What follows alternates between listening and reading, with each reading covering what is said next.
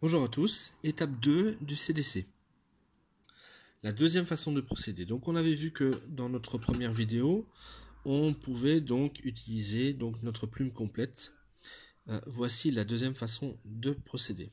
Donc je vais reprendre deux plumes entières pour vous faire la démonstration.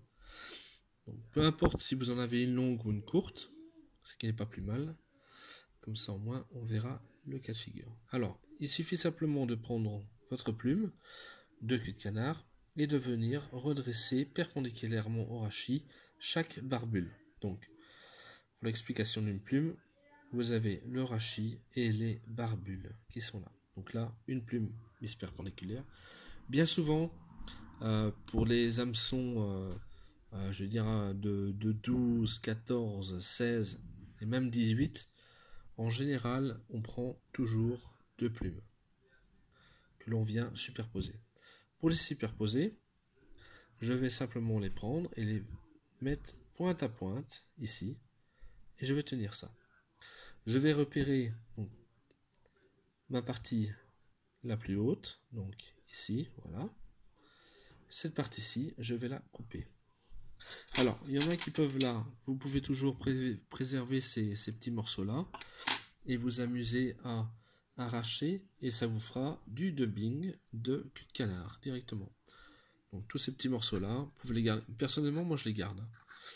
Et je crée mes propres dubbings de queue de canard.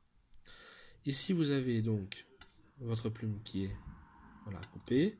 Donc j'ai bien ceci. Je tiens ici à l'arrière de mon rachis, là où c'est le plus épais. Je vais rediriger les fibres sur le devant, comme ceci. Repérer où se trouve mon rachis. Donc il est ici. Voilà, il est là. Et alors, il faudra bien garder ce point de repère. Et je vais venir le placer. Voilà, comme ceci. Ici, je vais faire donc un tour léger et un tour solide. Et un tour serré, pardon. Je vérifie en levant que mon rachis ne dépasse pas. Donc ici, il est bon. Donc quand j'ai levé, mon rachis n'est pas présent. Il ne me reste plus qu'à faire une petite ligature. Même chose, je prends ma plume, je vais lever. Alors, si vous vous retrouvez donc avec ces petites plumes qui sont là et que vous voyez qu'elles sont trop longues, je vais vous expliquer. Donc vous pouvez les garder telles quelles, donc dans cette configuration. Vous les gardez telles quelles. Vous faites vos ligatures de blocage sur l'arrière. Cette fois-ci, je vais le faire. Je vais couper. Voilà. Ce qui va vous créer déjà un corps conique. C'est pour ça que quand vous commencez à faire avec votre fil de montage et que vous avez un montage en cul de canard, évitez de mettre trop de fil de montage. Donc vous faites vos premiers tours sur votre hampe, vous mettez vos cercles, idéalement vous remontez tout de suite et vous placez votre plume de cul de canard pour justement voir quelle est l'épaisseur du corps que vous allez obtenir.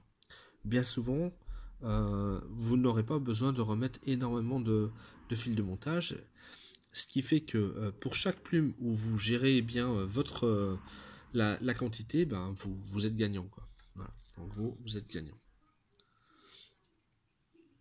Voici.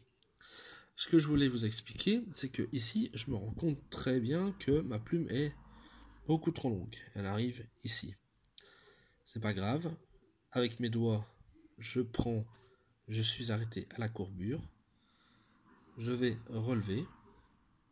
Donc, j'ai pris. Je rabats. Je suis à la courbure. Je vais incliner un peu le... Voilà. Donc, je prends. Je rabats. Je suis à la courbure. Je remonte toujours en tenant. Voilà. Et là, je vais simplement, avec mes ongles, simplement couper ce qui dépasse. De cette là, je me retrouve avec une plume qui fait la longueur, avec une aile qui fait la longueur correcte. Voilà. Donc je suis ici. Voilà comment je procède pour... Ça ne sert à rien de se mettre comme ça et de se dire ok, alors j'ai un angle de 45 degrés, je coupe. Vous n'avez pas besoin du ciseau. Vous vous mettez ici, vous penchez vers l'arrière, vous vous arrêtez au niveau de la courbure, vous remontez et ce qui dépasse, vous le coupez. Vous ne pouvez jamais vous tromper en faisant comme ceci. Et vous aurez toujours l'aile de la longueur exacte.